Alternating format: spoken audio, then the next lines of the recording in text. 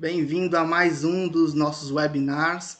Hoje nós estamos aqui juntos para discutir um pouquinho com vocês sobre geopolítica, um tema que no Enem é bastante cobrado e a gente visualizando justamente essa ideia de preparar você para o Enem, criar material, criar mídia audiovisual para que você possa estudar em casa.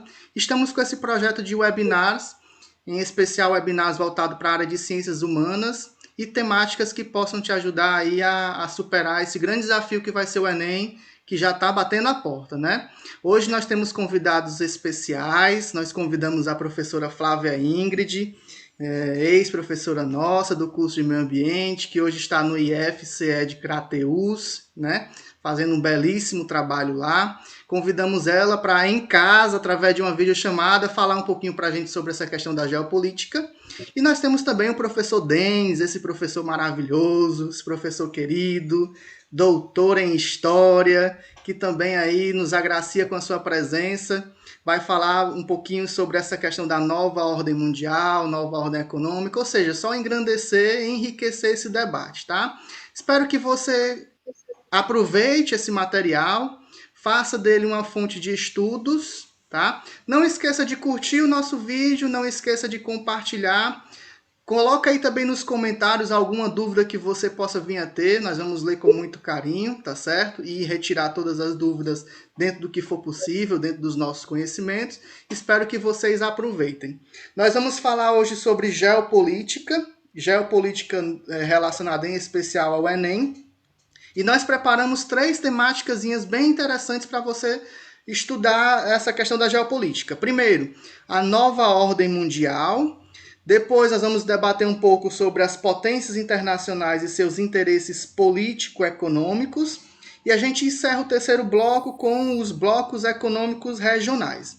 Ao final, a gente discute, abre a mesa para um debate, a gente discute sobre essa questão e te atualiza com relação aos principais conflitos da atualidade em se tratando de geopolítica internacional, tá? Aproveite. Vou convidar então o professor Denis para iniciar com a sua fala. Olá, pessoal. Vamos conversar um pouquinho sobre geopolítica, né? Quando a gente fala o nome, parece uma coisa tão absurdamente gigante, né? E é, realmente, porque a gente está falando das relações entre as diversas nações e como é que esses países vão construir aí aproximações e distanciamentos a partir, sejam de blocos, sejam de ideologias e por aí vai, né? Então, é algo grande no sentido de um conteúdo que vai ser muito importante para você, seja no Enem, seja nos vestibulares que a gente for querer fazer, como uma coisa muito grande para a gente entender as dinâmicas dos países.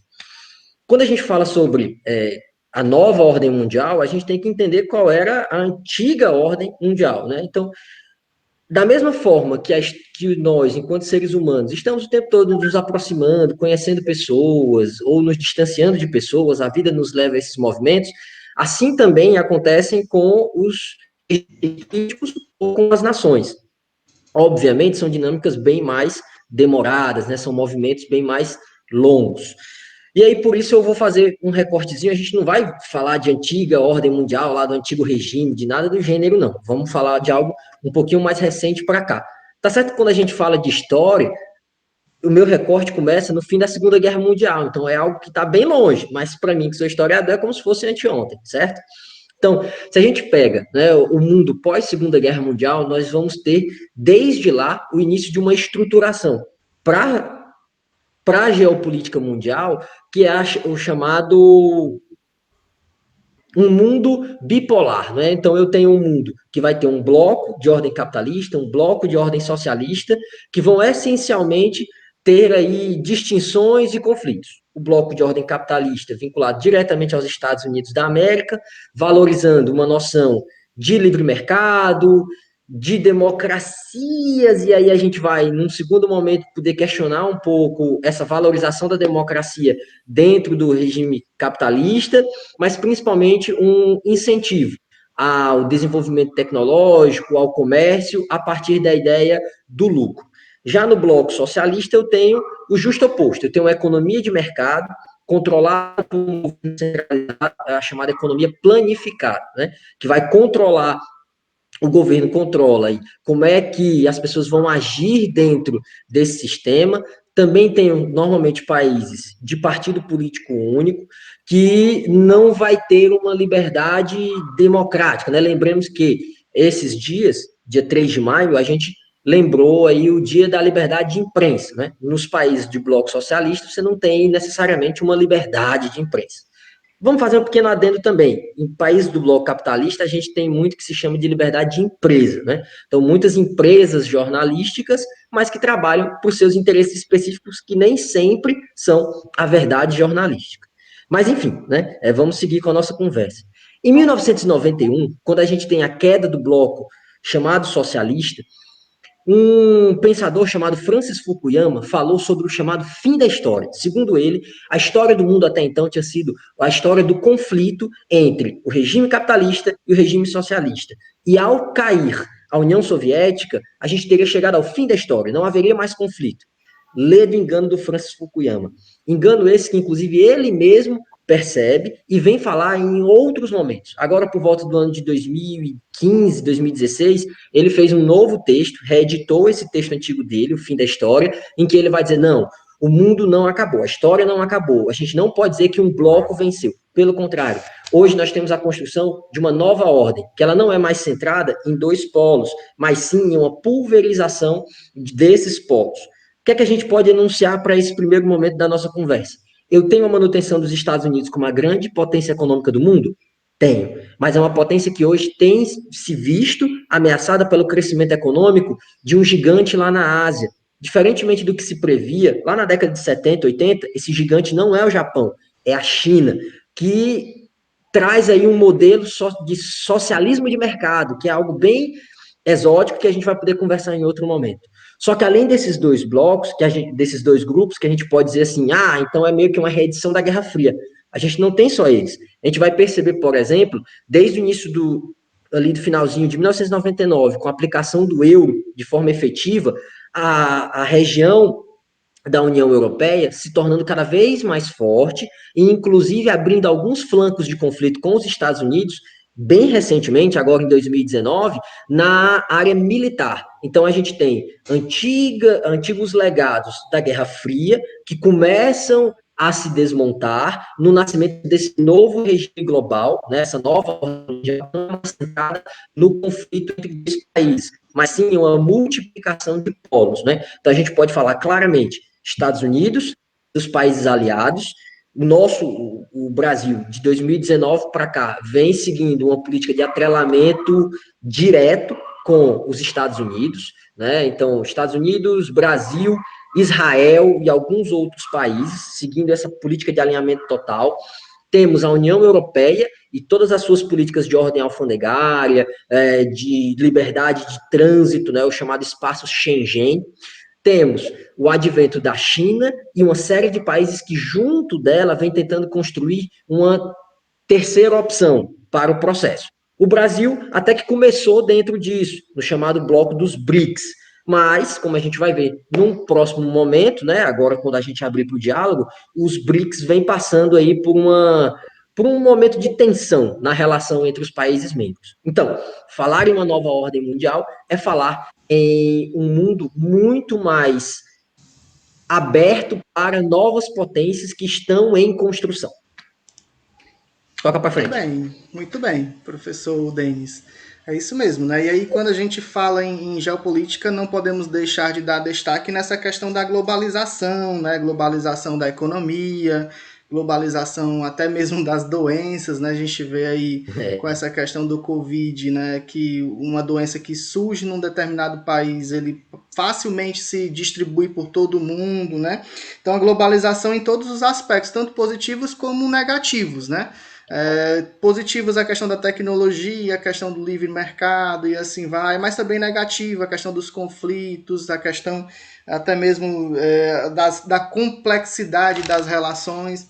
Então tudo isso são formas que a gente precisa levar em consideração no debate para entender o que vem a ser essa geopolítica, né? A geopolítica ela pode também apontar vários desafios em termos de conflito, sobretudo quando a gente fala com relação a questões demográficas, fluxos migratórios, terrorismo, conflitos entre países, economia, e aí você tem alguns determinados países dominando o mercado e outros que já são pobres, ainda mais pobres por conta dessa dominação, né? Debates com relação a recursos energéticos, enfim, várias são as possibilidades que você precisa levar em consideração para estudar sobre geopolítica no contexto atual, tá? E aí, justamente para falar sobre as potências internacionais e os interesses políticos e econômicos dessas potências, eu convido então a professora Flávia Ingrid a fazer a sua fala. Professora Flávia? Olá, gente, bom dia. É um prazer estar com vocês. Saudade do pessoal do Sala Aberta, dos meus alunos, do meio ambiente. Mas estamos aqui, né, para todos aqueles que queiram escutar um pouquinho do que a gente tem a dizer. E assim, o Denis já fez uma introdução bastante interessante, inclusive já adentrando um pouco na atualidade, que é o que a gente vai começar a comentar um pouco com relação a isso, né? Na verdade, hoje a gente já está se dirigindo para o pós-período de blocos econômicos, né? Quando a gente falava em geopolítica internacional, até o ano retrasado, o que eu tinha de mais moderno seriam os blocos econômicos internacionais. Então, esses blocos econômicos internacionais, como eles estavam se organizando, como eles ofereciam uma alternativa diferenciada, né, para essa hierarquia internacional que havia entre os países, enquanto blocos se fortaleciam e conseguiam barganhas internacionais muito mais do que individualmente. Hoje a gente já começa a observar enfraquecimento desses blocos e nova perspectiva de ordens individualizadas, ou seja, eu tenho países como o Brasil, que estava numa perspectiva muito forte no Mercosul, muito forte no BRICS, e que hoje tem uma perspectiva muito de atrelamento a uma grande potência. Então, eu sou pequeno, então para mim é mais interessante eu estar aqui subordinado a um grande, fazendo tudo que ele me orienta, mas aqui eu tô no grupo dele, é como se eu fosse o fraquinho que está no grupo do manda-chuva, né? Se antes eu tinha uma série de países que tinham menos poder político-econômico, mas que se organizavam para juntos terem mais voz diante das maiores potências, hoje eu tenho isso já se invertendo.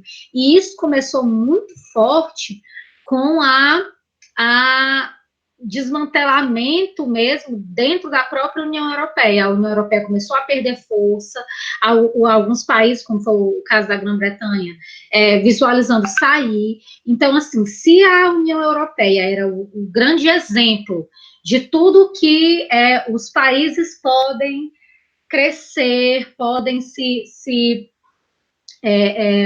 apoiar mutuamente, economicamente, politicamente, culturalmente, em diversos aspectos, né?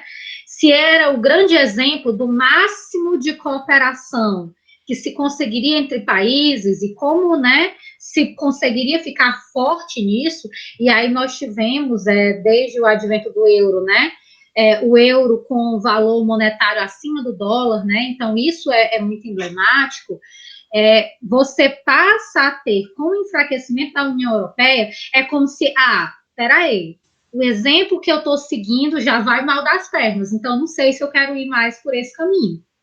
E aí alguns países começaram a mudar também por outras questões relacionadas com questões políticas, né? O grande abalo do BRICS, na minha opinião, foi a eleição de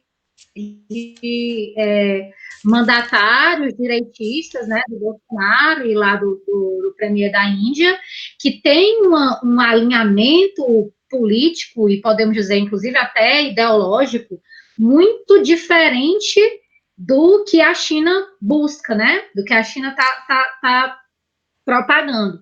Então, é como se você tivesse, em detrimento de questões econômicas, talvez economicamente, se você pensar estrategicamente, politicamente, no sentido mesmo econômico da coisa, fosse mais interessante eu ir por esse caminho, por esse viés. Mas politicamente, ideologicamente, eu escolho não ir por esse caminho. E é uma coisa muito interessante, porque muda um pouco aquela lógica de o que manda é simplesmente o econômico, né? Você tem outros fatores também, além disso, para se preocupar. E isso é muito geopolítica, né? Porque é o que vai além simplesmente do econômico, do mercado. Se você fosse pensar a longo prazo, um estrategista de mercado, jamais você faria nenhum movimento, como o Brasil tem feito, de distanciamento político com a China. Por que fazer isso? Que motivo me levaria a fazer isso, né?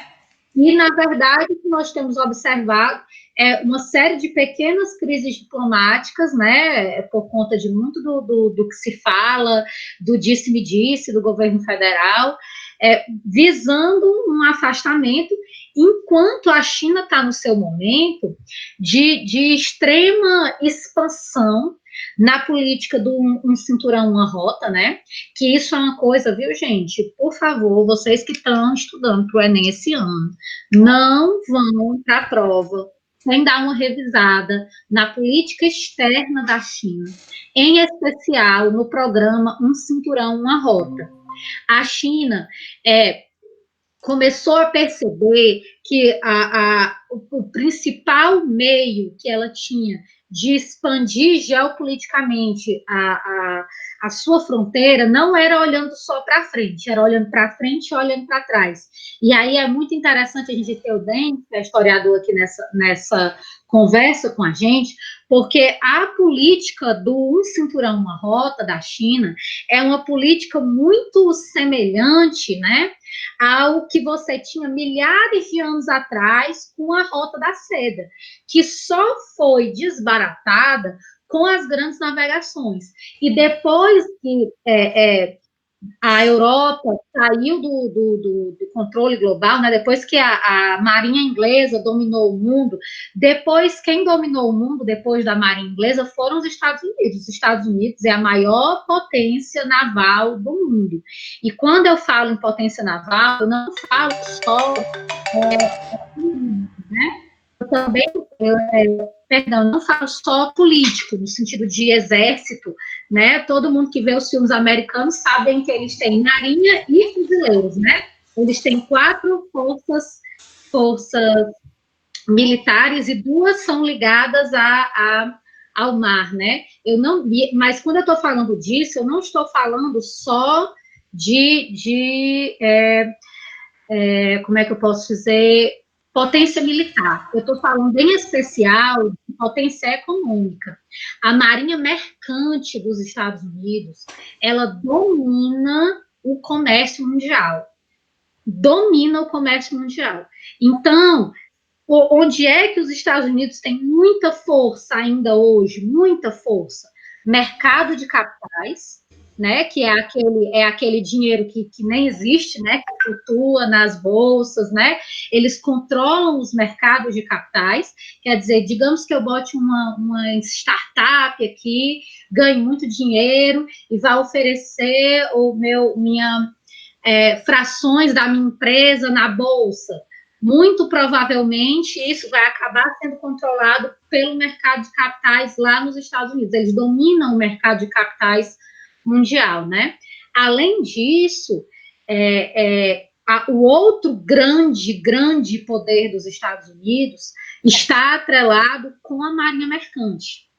E aí, o que foi que a China fez? Ela foi lá no passado para pensar onde foi que eu perdi força no mercado global, onde foi que nós decaímos no sentido assim de sermos uma enorme potência internacional que fornecia muita coisa para a Europa na época da Rota da Seda, foi quando eu perdi força nos mares, né? O comércio passou a acontecer pelo mar e não por terra. Então, a Rota da Seda, ela teve, né, a sua decadência, né? Apesar de nunca ter deixado de ocorrer, é importante a gente dizer isso, porque às vezes, quando a gente fala assim na história, as grandes navegações tornaram a Rota da Seda obsoleta, porque passou a ser mais caro do que ir pelo mar, né?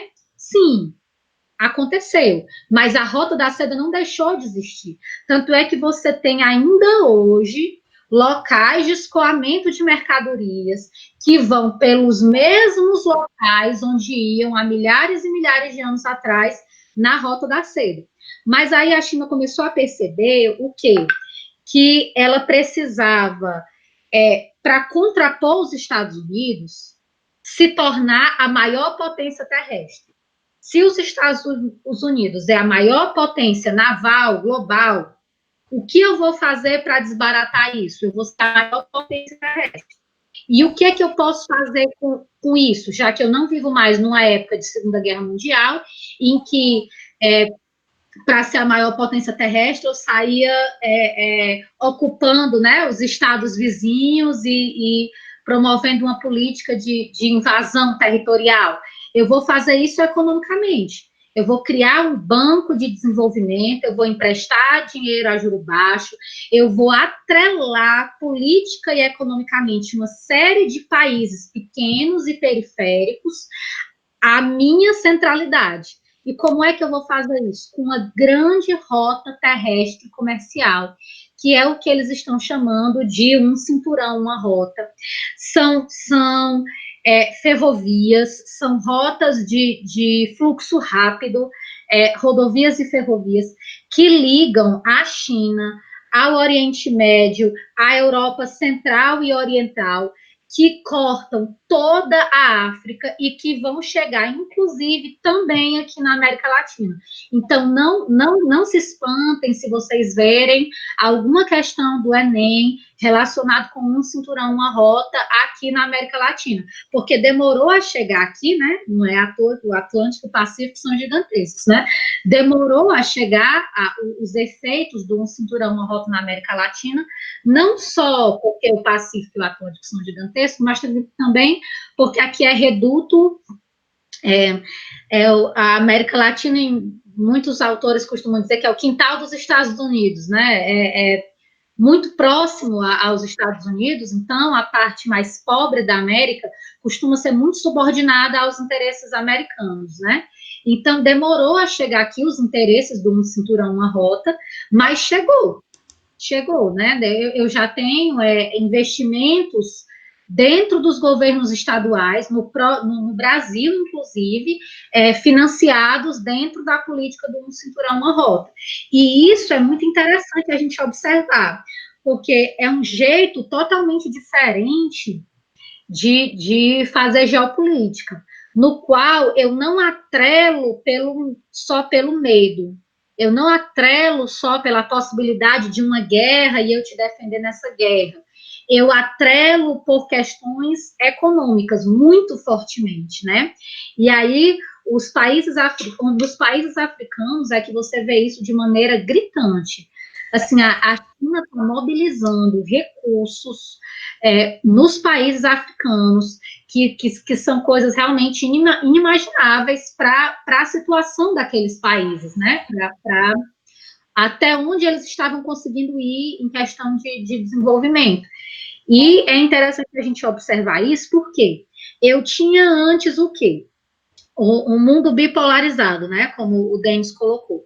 Depois, quando eu vou ter a decaída desse mundo bipolarizado, eu tenho os Estados Unidos como hegemônico, mas aí eu tenho uma série de outros países que começam a se organizar em blocos econômicos regionais para se proteger, entre aspas, dessa grande potência, embora não seja uma proteção militar, é uma proteção muitas vezes econômica, né? Para auxiliar o desenvolvimento desses pequenos blocos regionais. Ao mesmo tempo, os Estados Unidos fez e aconteceu nos anos 90 e 2000, né? Todos os interesses políticos e econômicos que eles tinham, eles conseguiram ir, né, levar adiante. Nós tivemos guerra do Iraque, nós tivemos todo aquele escarcéu no Oriente Médio, né? E aí, hoje, a gente falar dessas guerras econômicas dos Estados Unidos, né, com discursos políticos, mas guerras econômicas muito vinculadas ao petróleo, não é mais coisa de intelectual. Qualquer pessoa minimamente esclarecida, com um tique, um teco, consegue raciocinar isso, né? E aí você começa a perceber que esses blocos econômicos, que foi como o mundo se organizou para tentar dar um certo freio na hegemonia americana, eles começam a degringolar a ladeira abaixo nos últimos anos. E, em contraponto com isso, eu tenho a China jogando pesado na política internacional e, principalmente, nesse projeto do Cinturão à Rota, para tentar se organizar como um contraponto aos Estados Unidos como outra nova potência mundial. Então, é interessante a gente observar que a gente pode estar vivendo um momento de, nos próximos anos, nós nos direcionarmos para um novo mundo bipolarizado, tendo de um lado os Estados Unidos e do outro a China, de uma maneira bem diferente do que foi, né, da última vez, mas onde o capitalismo de mercado vai ser o grande impulsionador e modificador e fomentador de todo esse processo, porque por mais que a gente diga que a China é socialista, a China é comunista, né, o discurso de muitos é esse, a China para o mundo, né, a China quer que o mundo se torne comunista e não sei o quê, né, a gente ouve muito isso em determinados grupos, mas é interessante a gente observar que a China não tem o menor interesse em mexer com a forma como ela vai explorar esses países. Então, se dentro da casa dela ela tem uma política, fora da casa dela ela tem uma política completamente diferente, no sentido o meu interesse com um cinturão à rota é ser uma potência exploradora imperialista, né? Tá aqui passando a mãozinha na cabeça de ninguém, vamos fazer a revolução, gente, que vai ser melhor para todos, e qualquer coisa desse tipo, não.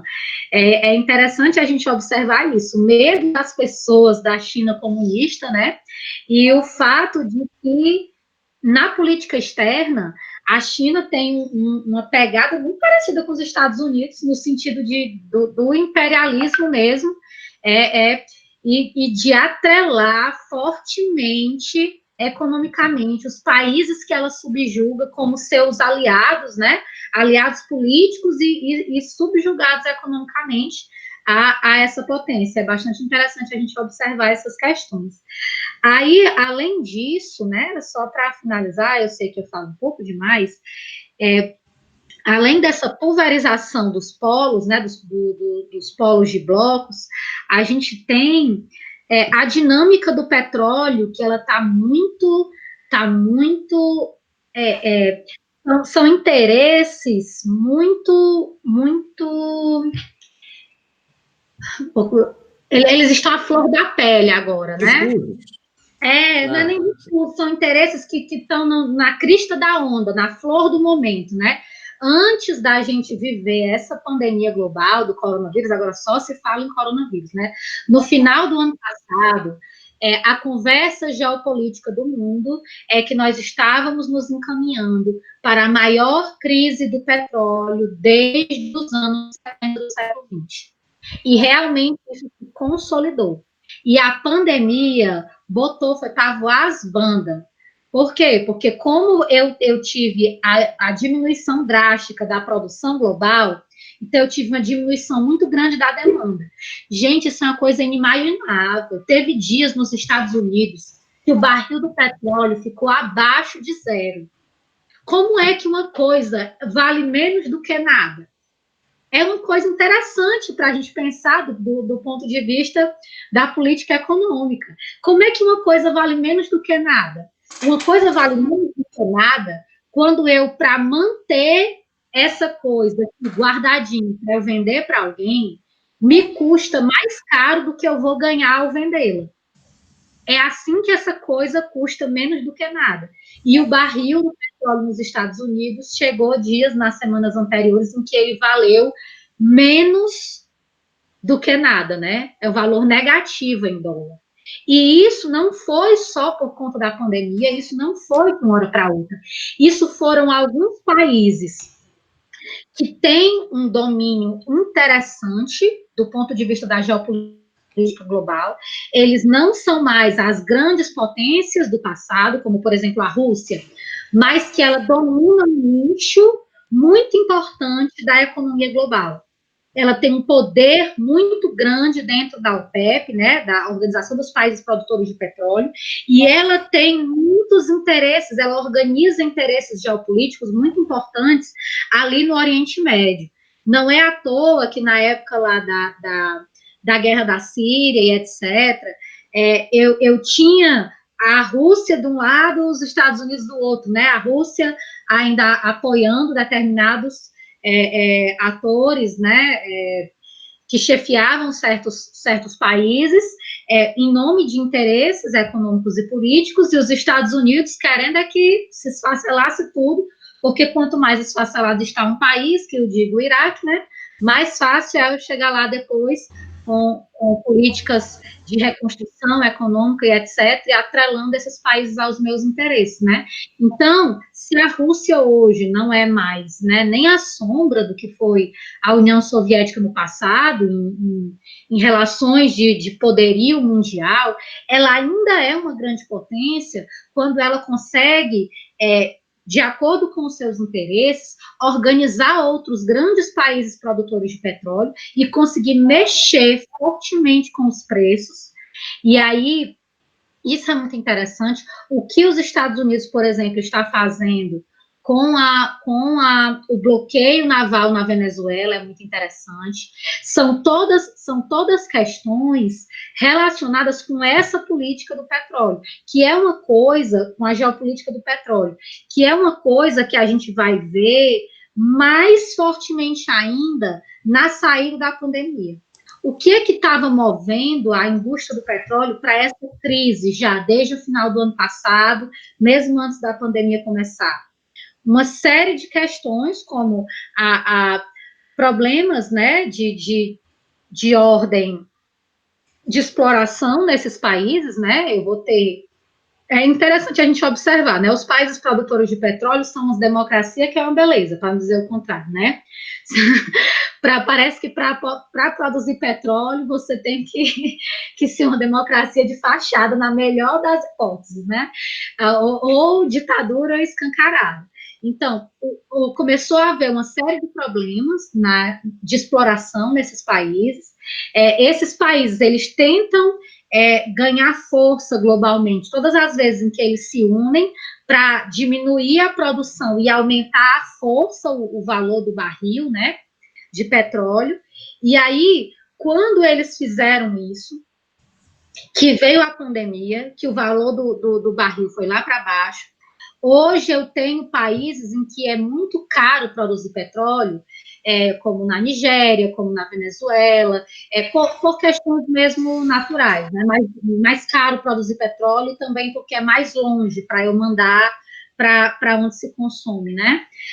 Eu tenho que não tá valendo a pena produzir. E o que é mais interessante nesse sentido é que tudo isso também já vem atrelado com uma dinâmica de modificação da indústria do petróleo. Porque se tem uma coisa que o grande sistema capitalista não é burro.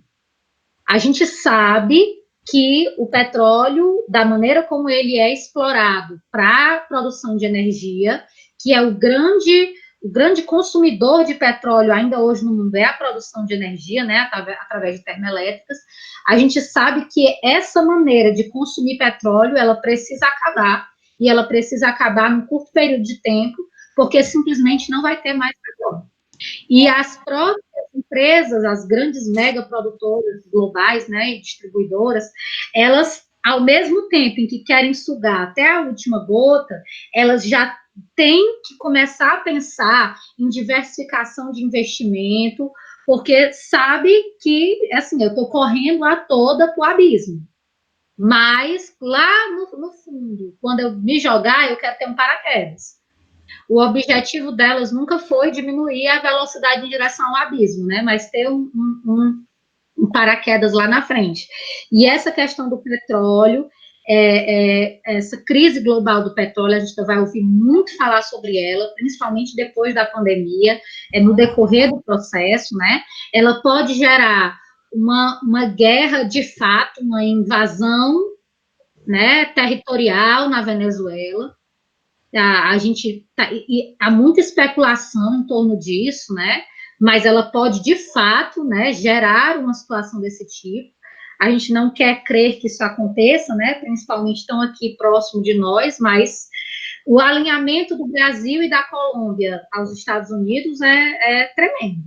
A Venezuela está toda isolada, já vem de uma crise econômica gigantesca.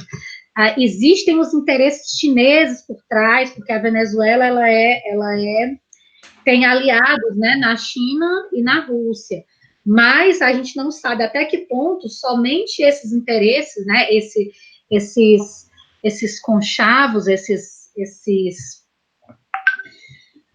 entre a Venezuela e esses países vão ser capazes de segurar esse interesse americano na Venezuela, que é muito forte, e é muito simples, né? É muito mais barato eu levar petróleo da Venezuela para os Estados Unidos, porque é mais perto, do que eu levar da África ou do Oriente Médio, né? Não é o mesmo petróleo, existem vários tipos de petróleo diferentes, mas é um petróleo diferente do petróleo produzido dentro do próprio território americano, né? Então, são questões que a gente vai ouvir muito falar sobre elas ainda. Um cinturão, uma rota da China e essa questão do petróleo no cenário global. Muito bem, né? Interessante. Até depois para a gente colocar no bloco do debate alguns pontos que a professora Ingrid colocou, em especial essa questão da polarização inicial, que deixa de ser polarização com o surgimento dos blocos econômicos, mas que a gente pode aí começar a visualizar uma nova polarização, né, em tempos mais modernos, com essa questão da China, Estados Unidos e assim vai, né? E essa questão também da crise do petróleo, que de fato é uma realidade. Se a gente for pensar, né, as bolsas de valores, né? Antes da pandemia, o Brasil sofreu vários circuit breakers, né? Que a parada obrigatória porque as perdas estão acima do que foi projetado. E apesar de ter ligação com essa questão da pandemia, mas foi a motivação principal desses circuit breakers aqui, especialmente na Bolsa de São Paulo, é relacionada ao petróleo, né? E se a gente for observar internacionalmente, muita da razão também das bolsas no mundo inteiro estarem caindo também é essa questão da crise do petróleo. Então, como é que vai se configurar a política internacional com essa nova realidade, né? Mas, enfim, só retomando então agora, a gente falou muito sobre blocos econômicos, né? Bloco econômico, já foi falado várias vezes, citado várias vezes nesse webinar, e é algo que geralmente cai realmente no Enem. Várias questões cobram sobre essa questão, sobre esse entendimento, sobre o que vem a ser esses blocos econômicos. Então eu queria aproveitar esse momentinho agora para a gente poder justamente focar nessa ideia do que são esses blocos econômicos, qual é a sua relação ou a sua importância internacional e o porquê que hoje a gente já fala que esses blocos econômicos eles podem simplesmente desaparecer ou se enfraquecer, né? E eu já antecipo uma questão como a relação do Brexit, né? Que é da Inglaterra, do Reino Unido e a sua relação com a União Europeia, né? Mas os blocos econômicos, eles começaram lá na década de 50, com o Benelux, né? Que foi o primeiro bloco formado entre a Bélgica, Luxemburgo e Holanda. Foi o primeiro bloco econômico europeu, né? E qual era a intenção? Era fortalecer mercado, fortalecer a economia, né?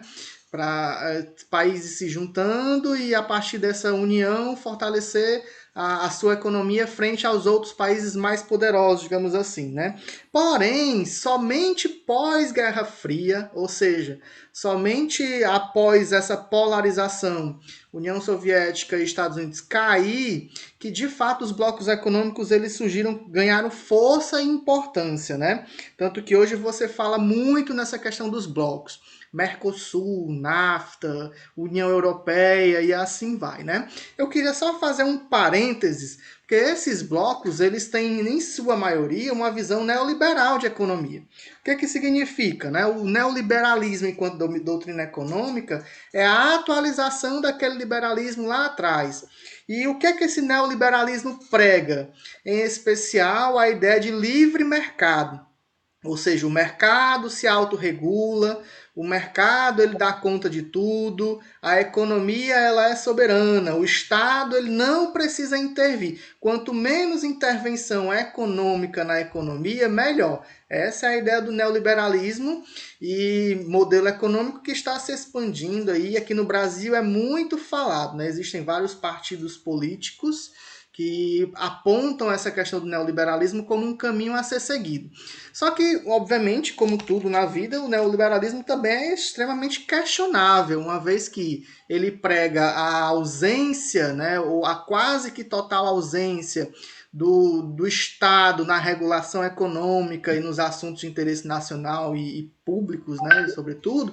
Então a gente percebe que ele é questionável, principalmente quando a gente visualiza momentos como pandemia do Covid, em que a economia não está fazendo nada, né? Assim, a economia ela não tem, ela está com as mãos atadas, pelo contrário, né? A economia ela está entrando em colapso porque essa mão invisível do mercado, na verdade, se demonstra a mão muito fraca quando se trata de problemas sociais, né, digamos assim. Então tem-se aquela ideia de que o lucro ele é individual, mas o problema ele é compartilhado. Então, o neoliberalismo ele favorece o lucro individual, mas quando a gente vê um momento de crise como esse, aquele problema que também deveria ser compartilhado, que o lucro também deveria ser compartilhado nesse sentido, acaba que você não tem força, né? A economia ela praticamente se dissipa. E aí há necessidade do Estado agir de maneira mais forte, regulando as situações, regulando inclusive a economia. Então, o neoliberalismo ele é extremamente... eu tenho críticas com relação ao neoliberalismo justamente por fatores como esse, né? E o que se prega em termos de economia é justamente isso, esse neoliberalismo incrustado nas medidas políticas que tem se tornado cada vez mais uma realidade, né? Ou uma tendência no mundo inteiro, né? Quais são os principais blocos econômicos? Vamos aí fazer a nossa listinha de estudo, né? Preparando aí para o Enem. Nós temos o grande bloco econômico de livre comércio da América do Norte, que é o NAFTA, incluindo aí Estados Unidos, Canadá e México, né? Então esse bloco ele é muito forte. Nós temos o Mercosul, Mercado Comum do Sul, Brasil, Argentina, Paraguai e Uruguai são membros efetivos, mas abrindo a possibilidade para países como Chile, Peru, Bolívia, Colômbia, Equador e Venezuela se associarem a esse bloco, né? Nós temos a União Europeia, bloco extremamente forte, né, que controla muito aí do mercado e que não pode deixar de ser citado, que além do livre circulação de mercadorias, além da integração entre capitais, também prega a livre circulação de pessoas e serviços, então é um bloco muito forte. Um bloco que tem surgido aí, a APEC, Cooperação Econômica da Ásia e do Pacífico. Esse bloco promete ser um bloco muito forte, porque fala justamente do livre comércio entre países como Austrália, Estados Unidos, Rússia, China, Japão, enfim, né? Ao todo são 20 países, mais Hong Kong, que estão aí interligados economicamente nesse bloco. A comunidade andina, né, que envolve aí Bolívia, Colômbia, Equador, Peru e Venezuela, né, também integração econômica, integração comercial, integração política. A União Africana, que é a união política, social e econômica desses países, dos países que compõem esse continente. e o SADC, né, que é a Comunidade da África Ocidental para o Desenvolvimento, né? Todos esses blocos aí se apontam como alternativas à polarização pós-Guerra Fria, né? E que até hoje perduram, mesmo com seus pontos fortes ou pontos fracos, né? E aí, só para a gente entender o que significa quando um bloco ele se une, o que significa, por exemplo, alguns termos. Zona de livre comércio. Numa zona de livre comércio, eu tenho redução ou eliminação das tarifas alfandegárias, né?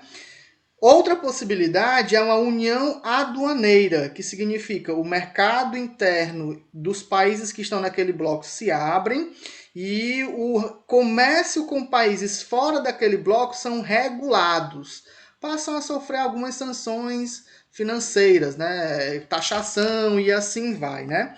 Outra possibilidade é o mercado comum, que significa livre circulação de capitais, serviços e pessoas. E nós temos ainda uma forma de relação ainda mais forte, que é a União Econômica e Monetária, que é o que acontece na União Europeia, onde eu tenho, além da adoção de uma política única de desenvolvimento, nós temos também livre circulação de pessoas e uma moeda única, nesse caso o euro, né? É uma moeda extremamente forte, aí que a gente visualiza no cenário internacional. Dentre as vantagens e desvantagens de você se associar em blocos, nós temos como vantagens menor custo dos produtos, maior eficácia na produção, comercialização e administração, eliminação de tarifas, vantagens competitivas em termos de mercado, aumento de consumo, maior rapidez produtiva, tudo isso são vantagens que levam os países a se aglomerar em blocos. Porém, não podemos deixar de desconsiderar a questão das desvantagens. Dentre elas, qualquer empresa, né, que queira participar do bloco, ela está permitida fazer concessões, e aí isso para empresas pequenas acaba sendo um grande problema, porque você vai ter a concorrência direta de grandes empresas. A gente visualiza muito isso. Por exemplo, mercado local, mercado menor, concorrendo com grandes blockbusters, com grandes empresas que têm um poderio econômico de distribuição imensos, e aí você até mesmo com maior competitividade de preço, então você tem um prejuízo em termos de mercado para aquelas pequenas empresas, né, para aqueles pequenos comércios. Perda de soberania nacional também é uma das desvantagens. Enfraquecimento do multinacionalismo, polarização geopolítica, né? Então, tudo isso são características que a gente deve considerar nos nossos estudos relacionados aos blocos econômicos, né? E aí, obviamente, não vamos aí retomar até o que a professora Ingrid falou no final da sua fala. No finalzinho ali da sua fala, quando ela apresenta a ideia de que hoje pode-se haver um movimento, ou está se observando um movimento de retorno à polarização.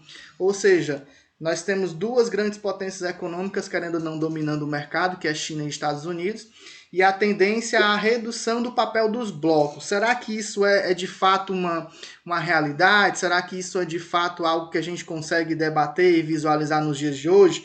E aí eu queria abrir esse último bloco, que é o bloco das discussões, já trazendo uma questão que é bem recente, né? Que é desse ano.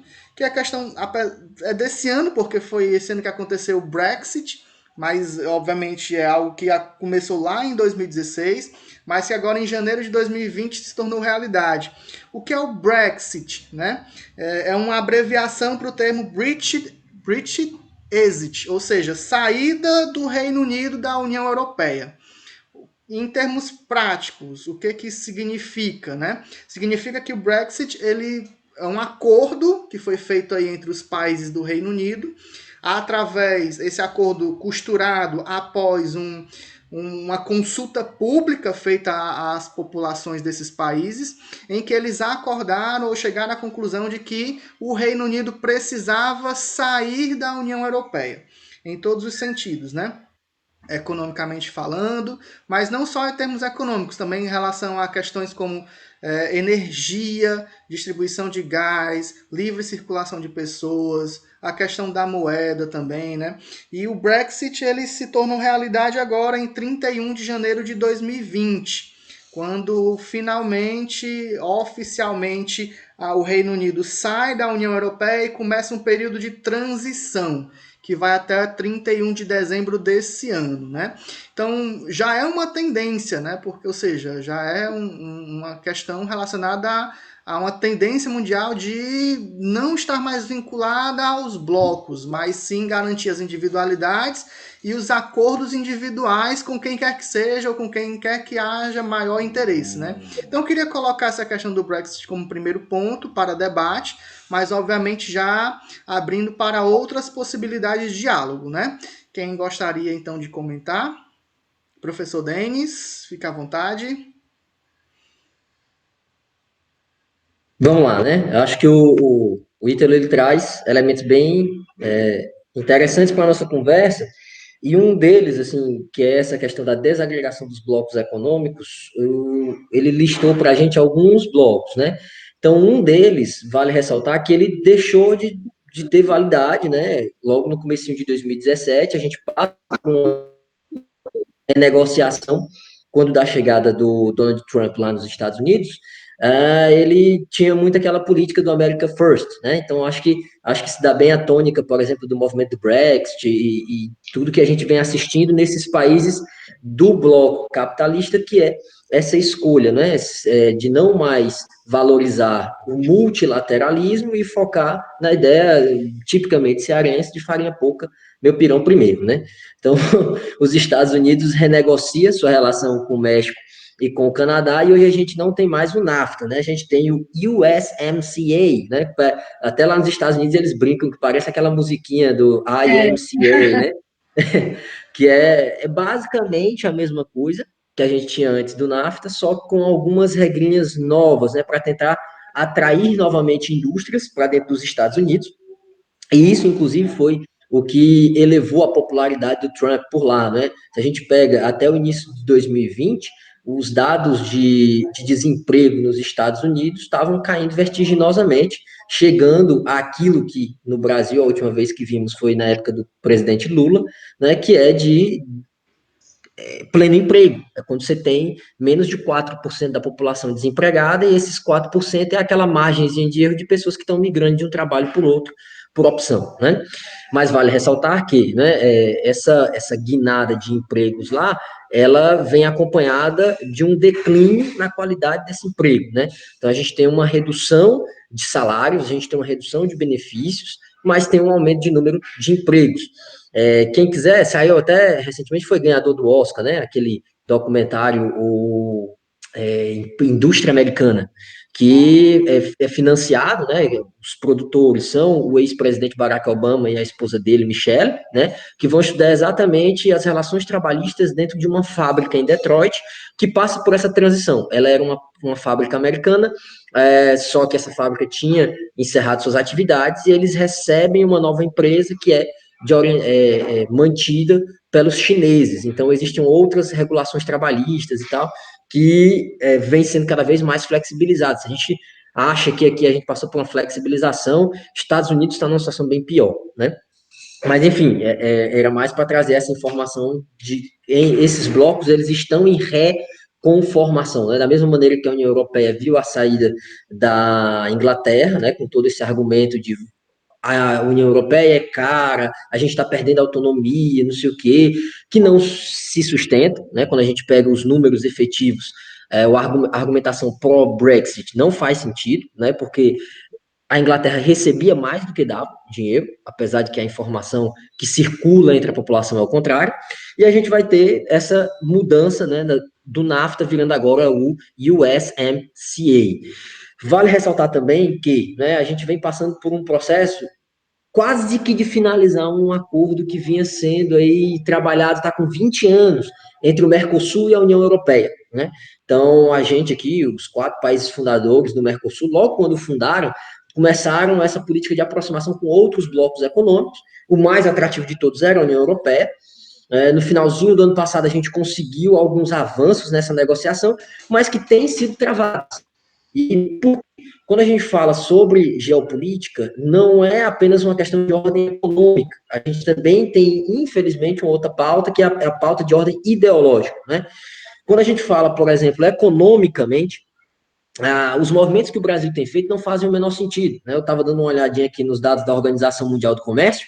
O Brasil tem como seu maior importador, ou seja, a gente vende mais no mundo para a China. A gente vende 48 bilhões de dólares por ano para a China. E a gente compra deles 20 bilhões, o que dá um saldo positivo de 28 bilhões. Quando a gente vê o nosso segundo colocado no ranking de quem é que mais compra, são os Estados Unidos. Mas eles só compram 25 bilhões da gente. Já é bem menos do que a China. E quando a gente pega tudo que a gente compra deles, que é 21 bilhões, o saldo positivo deles é só de 4 bilhões. Ou seja, a gente está se atrelando a alguém que dá muito simplesmente por uma questão de escolha ideológica. E isso reflete também nessa escolha que o Mercosul fez, né? Vamos tentar nos aproximar da União Europeia e tal. Contudo, entretanto, todavia, hoje a principal barreira para que esse acordo entre os... Denis, eu acho que o teu sinal tá travando um pouquinho, acho que é a internet, né? Pois é, eu também percebi aqui. Vamos esperar, agora travou de vez, eu acho, congelou a imagem dele. Então, Congelou, inclusive, muito engraçado. professora Ingrid, comenta um pouquinho enquanto a Então, gente retoma o sinal do Denis. já estava me coçando aqui para comentar uma questão interessante aqui. Nós temos, nos últimos tempos, né, ouvindo muito falar sobre o apogeu neofascista no mundo, né? Isso é uma coisa que a gente tem escutado nacionalmente, né, desde a época da eleição do Bolsonaro, mas antes disso, você já vinha observando isso em outros países, né? E isso não é um movimento local. É importante a gente deixar claro que isso é um movimento global. E o que é que está se chamando de neofascismo, né? São movimentos de nacionalismo exacerbado, que a gente tem observado em uma série de países, que tem bastante relação Professor com Denis, travou o seu Voltei. sinal, e aí a Ingrid Foi. aproveitou para fazer um comentário aqui sobre justamente a sua fala. E aí tem uma pegada muito forte desde a eleição do Trump, né? Mas não é apenas o Trump, a gente tem observado isso pelo mundo todo, né? Brasil, Índia, lá na Hungria, você tem uma série de países que estão fazendo um movimento em detrimento da cooperação internacional e de maior investimento mesmo político em nacionalismos exacerbados, em uma política de nacionalista e, ao mesmo tempo, de atrelamento a um líder, né? Segue o líder, digamos assim, no sentido do Brasil, os Estados Unidos, né? Então, esse movimento, né, de diminuição da cooperação internacional, ele foi gritante no Brasil, porque o Brasil, ele tinha se colocado enquanto potência mundial no sentido de cooperação internacional. Quando você vai para desde a questão mesmo da organização dos países, quando você vai para questões diplomáticas, o Brasil era sempre aquele deixa disso, né? Vai ali, conversa com um, vai ali. Ele não tinha um grande poderio, nunca teve, né?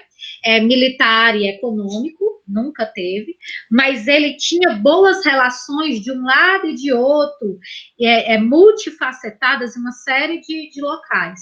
Então, era como se fosse e depois, com o movimento do BRICS, com o fortalecimento do Mercosul, era como se o Brasil fosse o símbolo da cooperação internacional. Se eu tinha lá na Europa um símbolo de cooperação internacional econômico, político fortíssimo, entre os países periféricos, né, entre os países mais pobres, quem tinha esse domínio de saber fazer cooperação internacional era o Brasil. E aí, quando o Brasil, quando a Índia, quando o próprio BRICS se esfacela nessa política de valorizar os nacionalismos em detrimento da cooperação internacional, isso já vai mostrando o enfraquecimento de blocos, o enfraquecimento não só dos blocos, mas de toda a política de cooperação internacional. É muito emblemático os Estados Unidos, no meio de uma situação de pandemia, como nós estamos vendo agora, simplesmente dizer que vai parar de mandar dinheiro para a OMS. É como se eu estivesse deixando bem claro que eu não estou nem aí para a cooperação. É muito emblemático a gente observar Itália e Alemanha, que agora parecem que tomaram um puxão de orelha e resolveram se ajudar um pouquinho mais, mas no auge da pandemia era, não, o respirador é meu, a UTI é minha, ou seja, você tem realmente a cooperação internacional em franco declínio no mundo, e os nacionalismos, né, como o Denis bem comentou aí, farinha pouca, meu pirão primeiro, né, indo a todo pano no mundo e muito atrelado a uma política de hierarquia internacional. Não é não é tipo assim, que é interessante você pensar, né? Tem que ser assim, é isso mesmo, tem que ser nacionalista, é o Brasil primeiro, né? Mas quando eu tenho nacionalismo exacerbado, na verdade, de hierarquia estatal, né, de vários estados, no qual eu tenho os estados de primeira ordem, de segunda, terceira, quarta e quinta ordem, e eu tenho que estar eternamente no meu lugar no mundo, na minha camadinha, abaixo de quem pode mais do que eu, um pouco acima de quem é fraco do que eu quero entrar no meio dessa fila, dominar quem está abaixo, baixar a cabeça para quem está acima, e os países não fazem isso à toa, né? Essas questões geopolíticas, elas são muito interessantes. Há motivos que levam os países a mudar uma política de cooperação internacional para uma política ideológica no sentido de nacionalismo exacerbado. E é interessante a gente pensar sobre isso. O fortalecimento dos Estados nacionais tem sido uma coisa muito interessante. Mesmo Trump, na conversinha dele de liberalismo, né? Ele vinha sendo altamente protecionista em casa. Então, não é uma questão só da pandemia, isso é uma questão que já vinha se desenhando antes, o aumento dos protecionismos econômicos, a diminuição da cooperação internacional, e a pandemia parece que veio para botar uma lente de grau, assim, gigante, para a gente observar essas questões. Muito bem. Professor Denis, você pode retomar sua fala.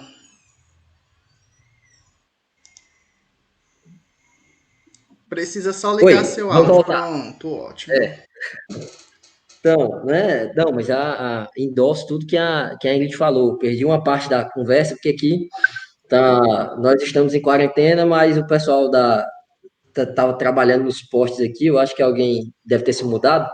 Então, estão mexendo na internet, ela está caindo o tempo todo, tá? Desculpa qualquer coisa.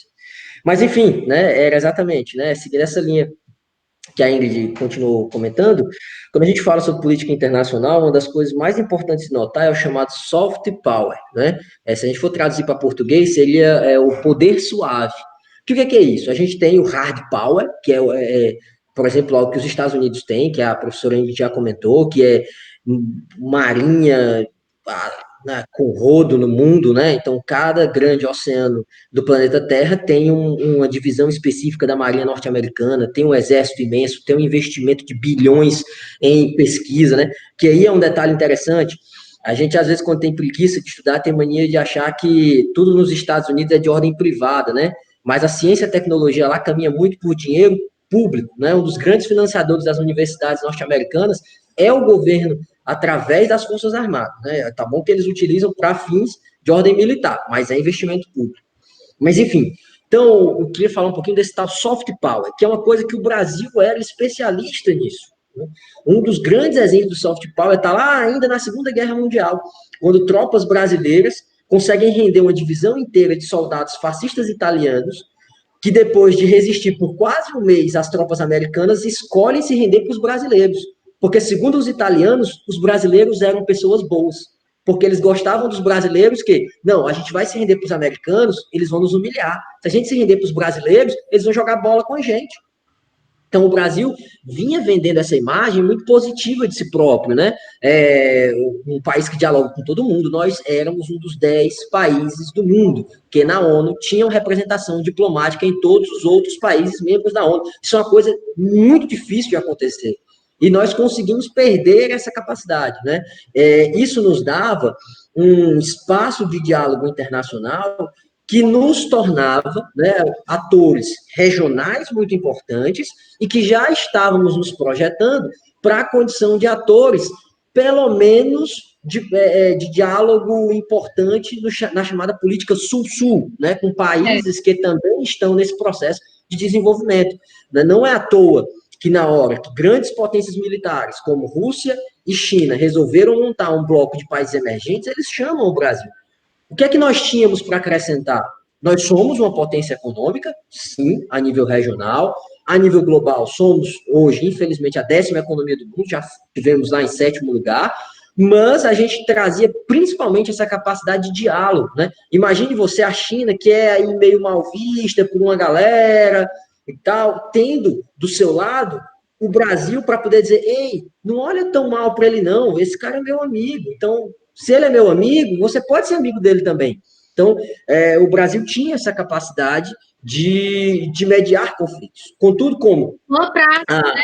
Era o boa praça do mundo. Era o boa praça do mundo. Isso, né? Mas aí, como a professora Ingrid bem falou, a gente vem vendo conflitos, né, de ordem internacional e a cada vez mais nós estamos nos apequenando, né? Hoje, os grandes parceiros do Brasil nas resoluções adotadas pela ONU são os Estados Unidos, obviamente, porque seguindo essa política de atrelamento, mas a gente tem votado muito mais consistentemente com países que são ditaduras declaradas, como a Arábia Saudita, que é uma monarquia teocrática absolutista, é a última monarquia absolutista do mundo. Lá não tem o conceito de cidadania, né? Não existe nem constituição na Arábia Saudita. Você tem uma monarquia e súditos, ponto final. Ah, Denis, mas a Inglaterra não é uma monarquia? Mas é uma monarquia democrática, com direito à participação popular, com leis bem estabelecidas e assim por diante. Então, o Brasil, para que a gente tenha uma ideia, ultimamente tem votado muito com a Arábia Saudita, inclusive com a própria Coreia do Norte. Então, assim, são esses cuidados, né? A gente, às vezes, vê o Brasil se atrelando aos Estados Unidos e pensa, então ele está indo para o lado da livre democracia, da abertura do comércio, e não é bem por aí, né? A Ingrid falou de uma forma perfeita, quando ela disse que a China tem uma política interna e uma política externa. A mesma coisa a gente assistiu durante a Guerra Fria. Estados Unidos tinha uma política interna específica, mas externamente a gente viu o que foi que eles fizeram. Né? Os Estados Unidos vendiam uma ideia de democracia, mas aqui fora, né, na América Latina, no quintal deles, eles valorizaram golpes militares. Então a gente tem, não à toa, acontecendo ao mesmo tempo, na América Latina, Brasil, Paraguai, Argentina, todos esses países entrando no Chile, entrando em ditaduras militares. Então, tomemos esse cuidado. Né? Falar de política externa não é só aquela coisinha do tiozão do WhatsApp, né? Existe o azul é bom, tem o vermelho é mal. Não, isso aí não faz o menor sentido para compreender a complexidade da geopolítica internacional. Só fazendo um adendo ao que o professor Denis falou, né? Assim, é realmente preocupante essa onda conservadorista, essa onda conservadora que tem se espalhado pelo mundo, né? Inclusive o próprio Brexit ele só se torna possível porque o premier lá de lá, o Boris Johnson, isso, ele costura um acordo, chama eleições, né, antecipa as eleições, ganha aí um parlamento em sua maioria gigantesca de apoiadores da sua política, e só a partir daí que ele consegue a separação, né? E aqui no Brasil você vê também essa onda conservadora como uma realidade que inclusive tem prejudicado negócios, que inclusive tem prejudicado a economia e tem prejudicado vários outros setores, né? Vale ressaltar, por exemplo, que o Nordeste do Brasil, ele fez um consórcio, ele está estruturado em um consórcio, uma integração regional, aí já é política interna, né? E justamente para poder favorecer o fluxo econômico com países como a China, mas que em virtude de uma forma de visualizar a política externa brasileira extremamente, né, conservadora, ideológica e inadequada, acaba sendo prejudicada porque não consegue fazer negócio, uma vez que a política externa brasileira tem sido mais geradora de conflito do que mesmo de diálogo, como o Denis havia comentado, né? Isso se reflete inclusive nas migrações. Se a gente for observar, hoje no Brasil nós temos uma hiperdinamização das migrações. O que significa? Até então o Brasil era acolhedor, né? Ou seja, o governo Dilma, por exemplo, com o programa Mais Médicos, é uma bandeira que a gente pode levar em consideração para dizer o quanto que o Brasil é acolhedor em termos de outros países, de outros migrantes. Mas hoje esse modelo tem se tornado o inverso, né? O Brasil tem se tornado as migrações para o Brasil têm sido drasticamente reduzidas, porque os outros países veem no Brasil como um local que não é tão interessante para estar migrando, né? Justamente por conta dessa onda conservadora, dessa onda que ideológica, que muito mais prejudica do que agrega, né? Então, acho que esse é um dos grandes problemas também que o Brasil vem sentindo, em termos econômicos, em termos de imigração e assim vai. E aí, a professora Ingrid, eu tenho certeza que ela quer falar, fazer suas colocações, eu passo para ela. Bom, queria lembrar com relação, você comentou bem aí sobre a questão das migrações, né? Comentar para o Brexit e para o enfraquecimento da União Europeia, tem contado muito a questão da grande leva de imigrantes que eles estão recebendo da África e do Oriente Médio, né? Em decorrência das guerras no Oriente Médio, em decorrência da eterna guerra que vive a África, né? A maior parte dos países africanos vive situações pontuais de guerras infundas, né? Tanto econômicas quanto políticas. E você tem muitas vezes as pessoas migrando como uma tentativa mesmo de permanecer existindo, né? De sobrevivência. E aí você tem a Europa, ela tem, a priori, um discurso majoritário muito acolhedor, entre aspas, né? Porque eu vou ter direitos humanos, eu vou ter toda essa questão, né? Em muitos aspectos, era o nicho intelectual do mundo, quando você ia para uma série de questões, né? Mas, ao mesmo tempo, essa postura fez nascer de dentro dos Estados-nações da União Europeia, nascer não, né? Renascer. E, aliás, acho que não se pode nem falar em renascer porque nunca morreram, né? Mas, assim, fortalecer muito as políticas neofascistas, né, nacionalistas exacerbadas, que levam em consideração que eu tenho meu Estado Nacional, minha língua, minha cultura, e esses migrantes estão vindo destruir a Europa, destruir a minha cultura, o meu país, e etc. E aí isso é muito forte no Brexit. Muito forte. Você tem aquele discurso, que também é um discurso muito forte nos Estados Unidos do Trump, de que esses migrantes estão vindo roubar os empregos dos cidadãos desse Estado Nacional, né? E aí isso é muito interessante. E quando você olha para a Europa, que você vê alguns digamos assim, das pautas bombas que estão ajudando a enfraquecer cada vez mais a União Europeia, a migração é uma delas. a forma como esses países estão lidando com as migrações, você visualize que agora a Grécia, quando ela quer pressionar a União Europeia, ela diz que vai abrir as fronteiras. A Turquia, quando ela acha, não, tem muito protecionismo aqui com os meus produtos, espera aí que eu vou deixar uns sírios passarem aqui para a Europa Oriental. Então, você imagina, a abertura A própria de Irlanda, né? Irlanda, as duas Irlandas que estão aí nesse conflito bem recente, já ao que existiu há algum tempo atrás e que promete retomar agora, né? Então, quer dizer, você tem abertura ou fechamento de fronteira para migrante, que era para ser uma política humanitária.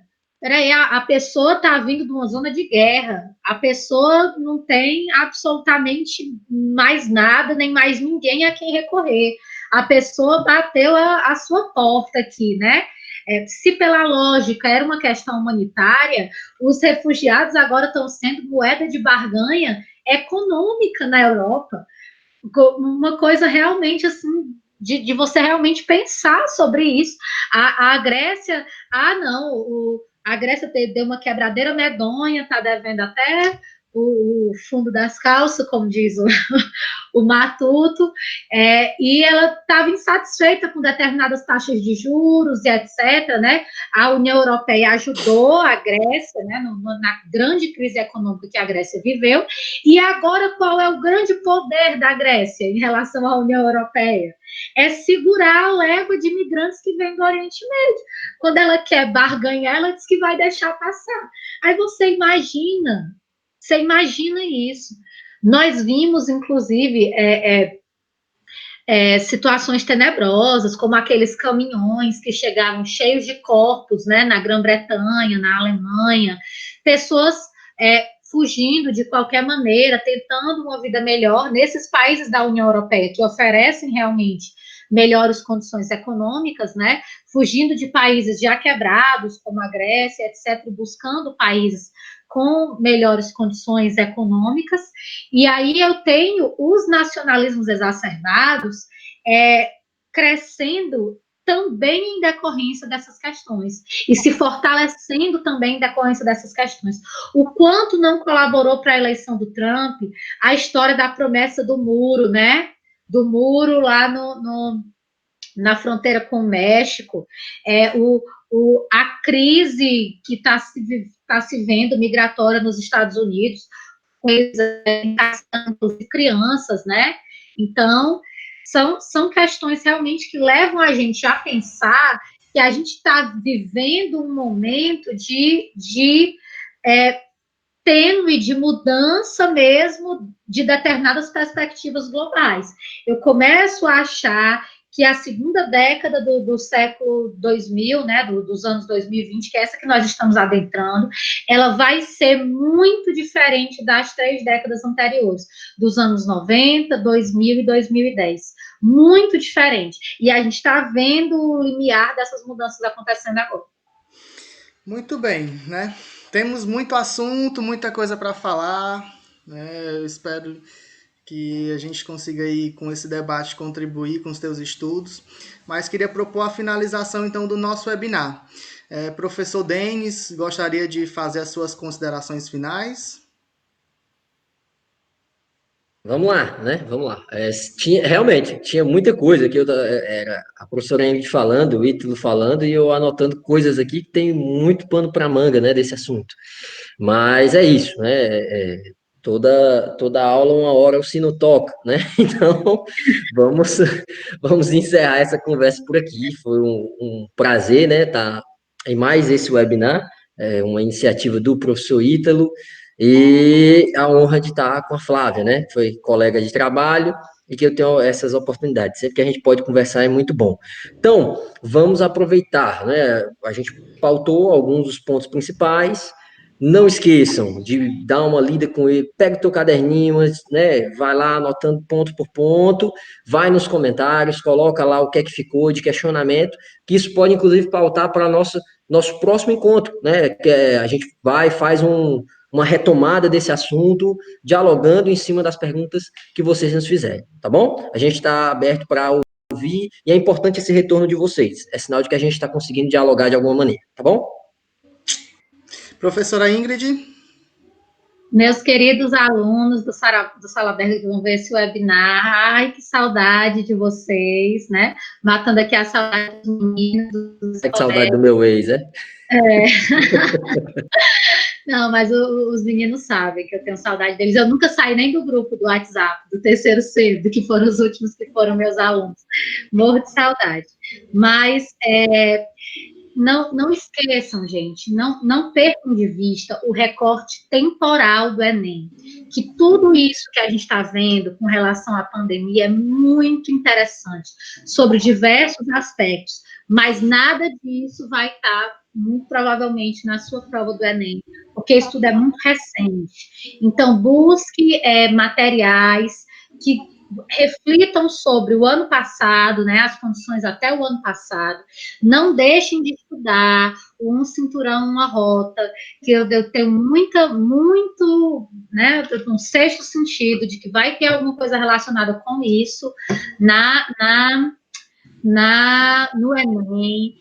Também o alavancar desses governos, né, mais nacionalistas, né, e a diminuição da cooperação internacional, que já vinha se demonstrando, né, enfraquecimento da União Europeia, são coisas que certamente já se desenhavam no ano passado e que podem estar aí na prova do Enem de vocês.